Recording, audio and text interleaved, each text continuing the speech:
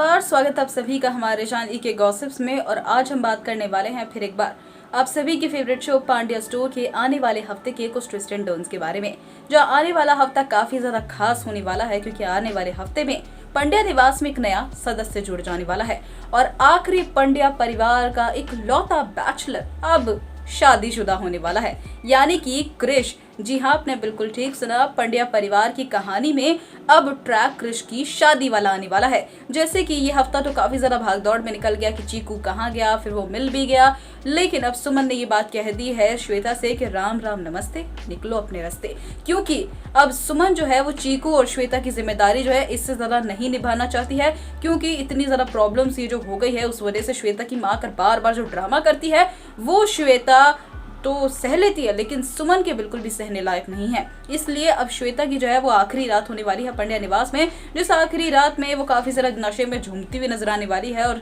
क्रिश के सामने सारी सच्चाई उगल ही रही होती है। पहले तो वो अपनी सैड स्टोरी सुनाती है कि किस तरीके से उसने एक ऐसे शख्स से प्यार किया जिससे उस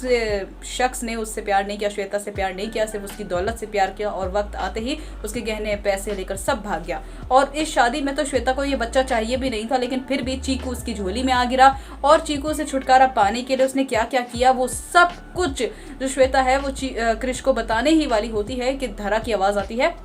और क्रिश जो होता है वो श्वेता का मुंह बंद करता है और उसे अपने कमरे में छोड़ाता है, यानी कि उसके कमरे में, श्वेता के कमरे में छोड़ाता है। और फिर जो धरा होती है वो जो चीकू है उसके साथ क्वालिटी टाइम स्पेंड कर रही होती है, तो क्रिश भी जाकर साथ में बैठ जाता है और धरा की आंखों में जो आंसू होते हैं उन्हें देखकर क्रिश भी बहुत इमोशनल हो जाता है। क्रिश जो होता है वो धरा को संभालने की कोशिश कर रहा होता है और धरा चीकू की याद हमेशा अपने करीब रखना चाहती है, इसलिए वो चीकू के हाथों से एक पौधा लगाती है, एक फूलों का, फिर एक क्ले पर चीकू के हाथों की छाप लेती है, जिससे क्रिश जो होता है वो और भी ज्यादा इमोशनल हो जाता है और धरा जो होती है वो जितनी भी ज्यादा हो सके उतनी ज्यादा यादें चीकू के अपने साथ रखना चाहती है। जहां अगले दिन एक बहुत बड़ा झटका लगता हुआ नजर आने वाला है पंड्या परिवार को, और वो झटका ये होने वाला है कि गाजे बाजे के साथ, फूलों की मालाओं के साथ श्वेता के माँ बाप पहुंचते हैं पंड्या निवास और श्वेता और क्रिश की शादी की बात करते हैं। यानी कि इतना ज्यादा तो गले पड़ ही गए थे कि अब और भी ज्यादा श्वेता के माँ बाप पंड्या परिवार के गले पड़ते हुए नजर आने वाले हैं कि शादी का रिश्ता ही लेकर आ गए। अब ये तो हद हो गई है थोड़ी सी।